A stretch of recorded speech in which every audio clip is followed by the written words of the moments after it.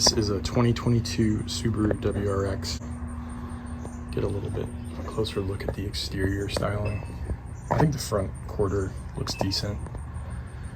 Some people don't like the black cladding around the wheels. I don't think it looks that bad, but if you've seen like the I can't remember the name of it.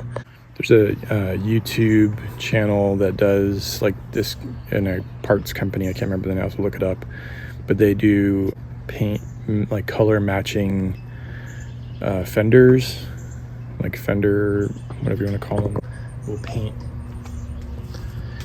these things to match the color of the car, and it looks so much better than the stock. But I don't think it looks like, it's not great, but I don't think it's the worst thing ever.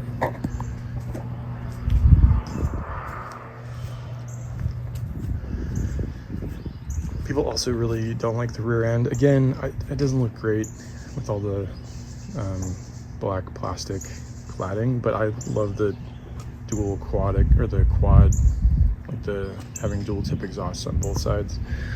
I think that's one of the things that looks better stylistically than the Elantra's exhaust setup.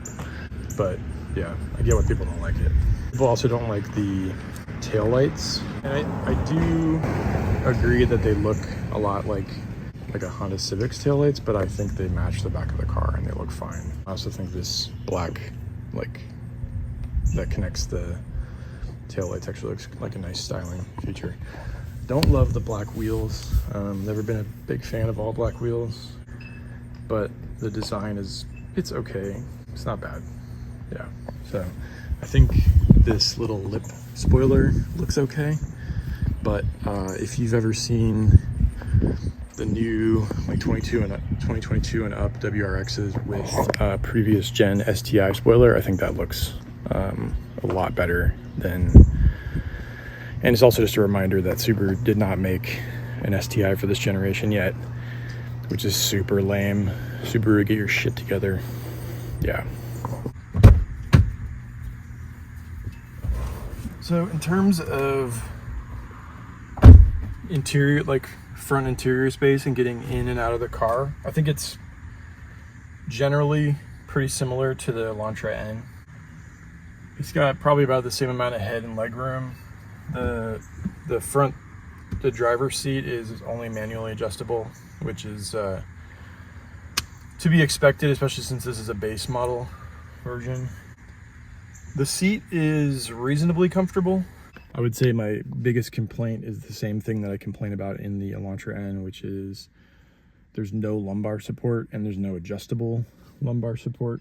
The bolstering is okay. I think it's a little bit, it's not quite as tight or secure as the seats in the Elantra N. Again, I think these are base model seats. Like, I think you can get them some better seats, but I want to say that you have to get the GT, which only comes available with a automatic like CVT, or the new TR, which I think is more expensive than like the base or premium or whatever it's called. I can't remember the trim lines for Subaru, but in order to get the Recaros with a manual transmission, I think you have to get the TR. I'll have to look that up though.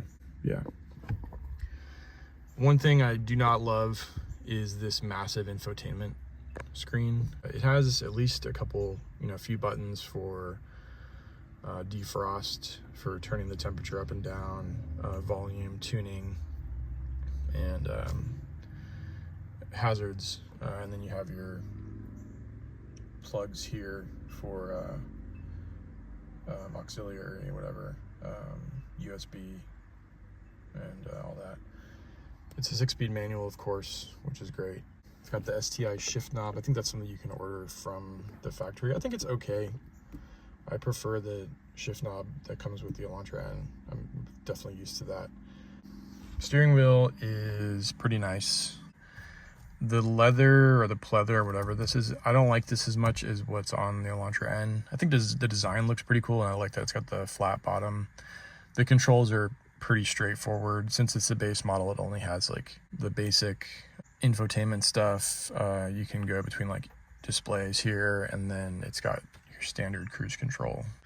The dash is nice. It's not like digital like on the Elantra N, so it's like, you know, an actual tachometer and speedometer, which is cool. Push button start, which is I think pretty standard on a lot of these cars now.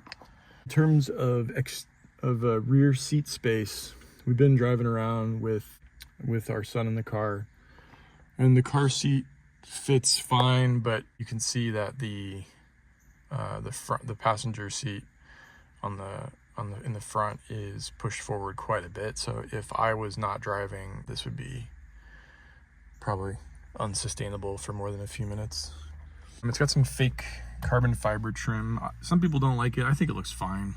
It gives it a little bit of it breaks up the black plastic look a little bit. I think, you know, obviously people would prefer it be real carbon fiber. The red stitching is a nice touch from a design standpoint. I think it looks good.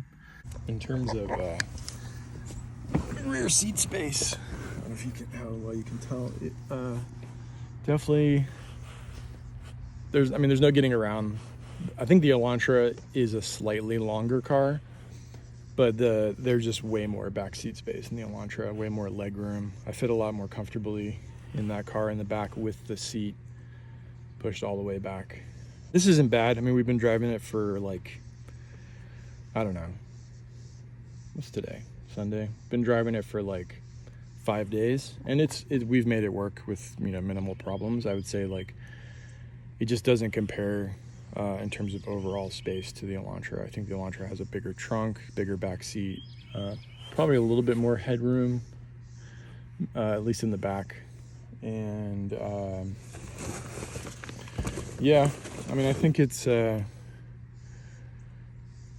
say, you know, overall it's definitely comparable. I think I could understand why people would pick the WRX, like if you prefer the styling, or if you like the, you know, the sound of the boxer engine, or you need all-wheel drive. I think those are, you know, certainly valid reasons for picking this over the Elantra N.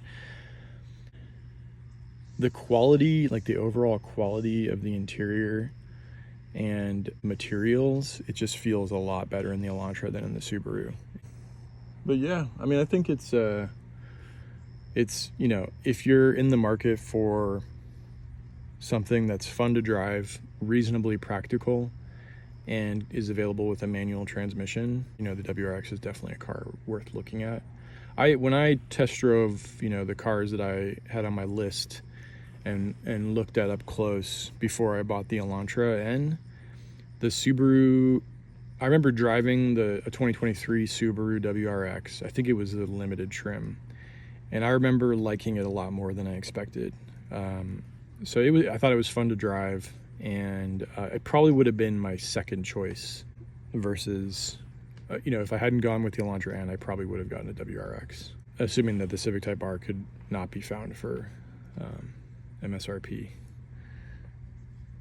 Yeah. Here's a trunk. It's not bad. You can see my son's scooter back here. It's got decent space, but I can tell you from the amount of stuff that we've traveled in the Elantra with, there's a lot more space in the Elantra. So let's see if they have a spare tire. Let's see. What do you got here, Subaru? Nope.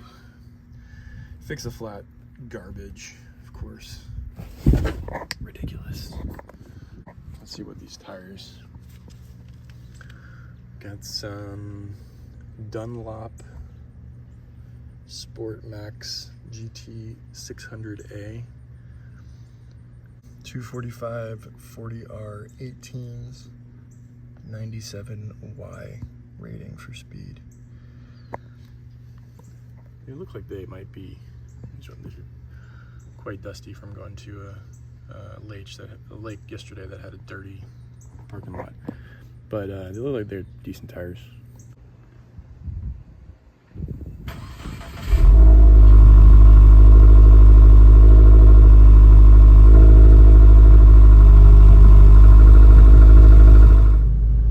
Driving the 2022 Subaru WRX in Texas, where it is currently hot as balls. hot as balls. Okay, so I've been driving this car for like 4 or 5 days now, and this is not the first time I've driven a 2022 plus Subaru WRX.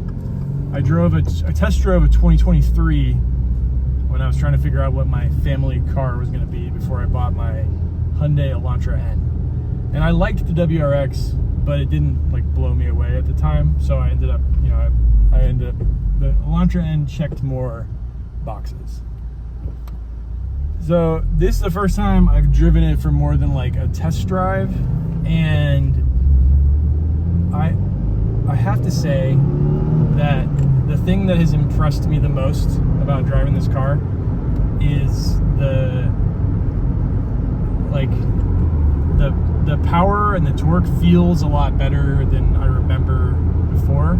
And there's certain points when you're driving that it feels like it's quicker and more responsive than the Elantra N. So I made a thread about this on Reddit in the Elantra N like subreddit, and I got like, I don't know, something like 25 to 30 responses, and some of them were just like people saying dumb shit like, oh well, the WRX is all-wheel drive, and I'm like, that has nothing to do with the power and the acceleration. But there were some people who pointed out that in the like dyno comparisons of the Elantra versus the WRX, that the WRX is at like peak torque for like a longer part of the RPM range or something like that, which I feel like it makes sense. It seems like you feel the power throughout the power band more, so it feels quick, like it feels like peppy, quick, powerful, whatever you want to call it,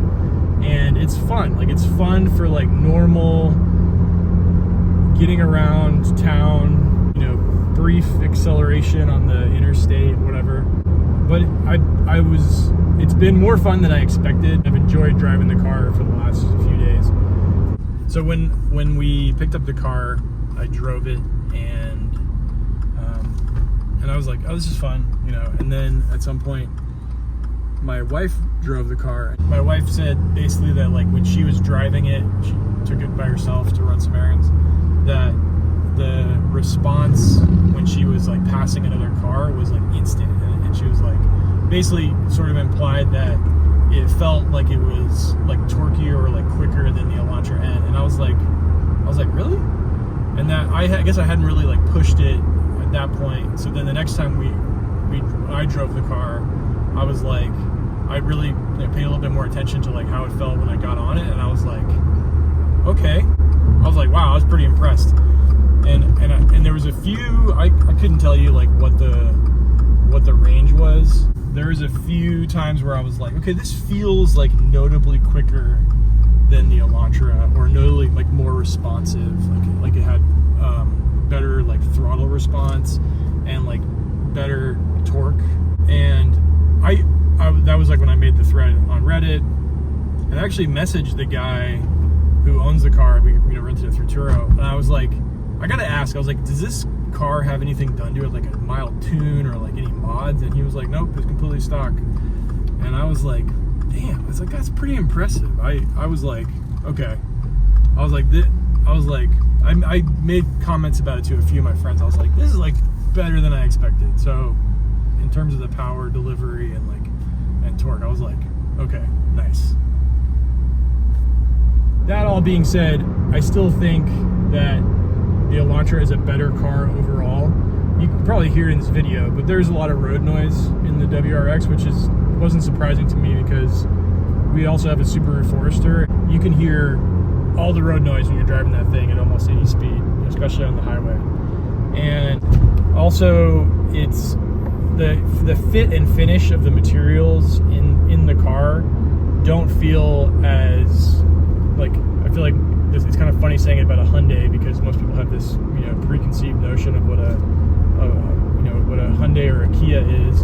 Obviously it's changed, but the quality of the materials and the build quality feels better to me in the Elantra than it does in the Subaru. That being said, a lot of the things are also comparable. Like this has heated seats, it's got Apple CarPlay.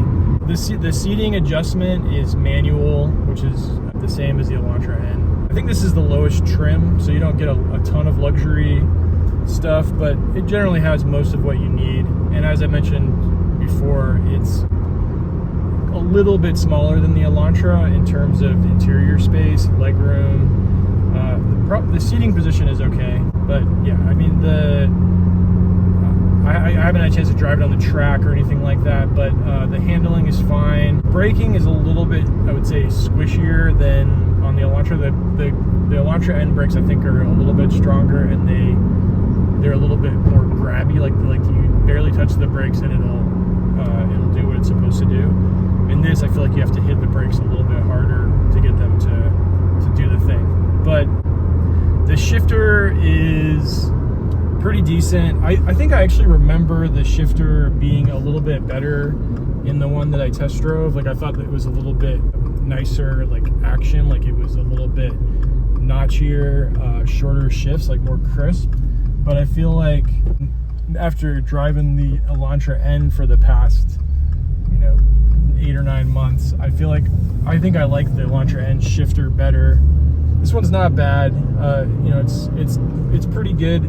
My biggest complaint about this, and my wife will say the same thing, is that I do not understand why. So they have this thing here. It's like you pull this up when you want to put the car in reverse. I feel like that's pretty normal on Subarus, and I think the Elantra has one similar, but it's for the position of where reverse is a little bit different. But for whatever reason, it has like reverse is all the way over back and to the right, and you still have this thing. I feel like this is normal on cars where the reverse is up and to the left, or I don't know. It's a little strange, and I feel like you have to push all the way over and like pull back, and it's not intuitive. It's a little strange. I don't understand what Subaru was thinking. I mean, I'm sure maybe there's been other cars that have had that, but it's a little strange. Yeah, but that all being said, I feel like if you are in the market for a four-door car that's fun, it has a little bit of power, and you could do things like go to like do some if you like to mod a car or go to the track or whatever, like you could do worse than the WRX. I still think the Elantra N is better overall, but this has been pretty impressive. It's been fun. There's a lot to like about it. I just think it's there's things that are missing. Like it could be a little bit better in terms of the road noise. It could be a little bit better in terms of like some of the fit and finish, the materials on the inside. It could look a little bit better. I won't complain about the power because I think it's decent. It's a good car to drive around. But again, like I mentioned before, Subaru didn't make an STI with this generation WRX, and I think that they lost a lot of customers because of that. Like people who might have bought an STI, but weren't necessarily interested in like a base WRX. I feel like that disappointed a lot of people, and so you could have given this thing like 30 or 40 more horsepower, better brakes, and a wing, and I feel like you would have sold a ton of them because but I guess Subaru wants to do something electric with the next generation STI. I don't know. Yeah, but fun car, good car to tool around in even in this like ridiculously hot weather in Texas. But yeah, I think overall I've been impressed. I think it's definitely more fun than like the Civic Si or even the Volkswagen GTI. I liked both of those for what they were. I just think that the Civic Si could have used more power. The GTI probably could have used a little bit more power, but it just felt like it was lacking something. But this, certainly has its flaws, but it's a fun car. The fact that this is the base version, I think the base version of these costs about the same as the what you would get in a normal Elantra. Like what you get for the Elantra N. There's no like trim levels for the Elantra N. You just buy the car and you pick the color and the transmission. And then I want to say with Subaru, if you go up to like the limited or the premium trim, it'll get you up to like 38 and change. before taxes and other fees. And there's also now like a WRX TR trim, which I think is supposed to be more performance focused because you can get the Recaro seats, etc. But yeah, I think you end up paying more, and that might make sense for people who really want to have all-wheel drive or they're brand loyal to Subaru. But I think if you're, all things considered, if you're trying to get a fun car, manual transmission, 4 doors, and you don't need all-wheel drive, I think the Elantra N is a better choice. But I wouldn't fault people for picking the WRX because they like certain things about it, like all-wheel drive, and maybe the way the power gets put down with the car having like peak torque for a good part of the RPM range. And that's all I can think about for right now. I don't think there's anything else I was going to say, but I have to look at my notes. I almost get hit by a dude in a Ford F850.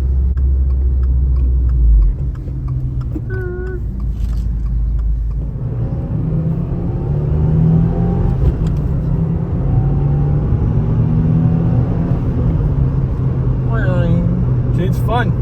It's pretty quick. One other thing I forgot to mention was, this probably doesn't matter so much to people who are focused on performance, but I think the fuel economy is a little bit worse in the Subaru than the Elantra N. And that could be something to do with the difference in engine size. The Subaru has a 2.4 liter versus the 2 liter in the Elantra. Also weight, I imagine the WRX is a little bit heavier because it's got all-wheel drive. But yeah, like I feel like it's another advantage to the Elantra N is that it's got a little bit better fuel economy, in addition to having better performance, at least on paper and in most testing that I've seen. So yeah. Anyways, thanks for watching my video. I hope you enjoyed learning about the Taco Potato Mustang thoughts on the 2022 Subaru WRX. Keep an eye out for more on the Fox Body Mustang project and whatever else is coming.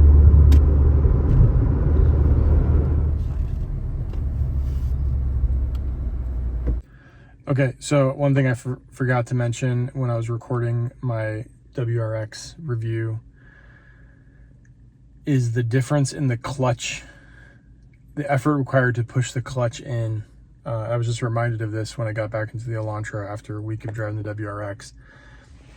The clutch in the Elantra N is super light. Like, it requires almost no effort to push in. So the WRX, I would say, is closer to my 2014 Mustang in terms of the amount of effort. It's quite a bit heavier and I completely forgot about that because I hadn't driven one for a long time. But I think some people might like the heavier clutch a little bit better, but I think I like the Elantra lighter clutch a little bit better.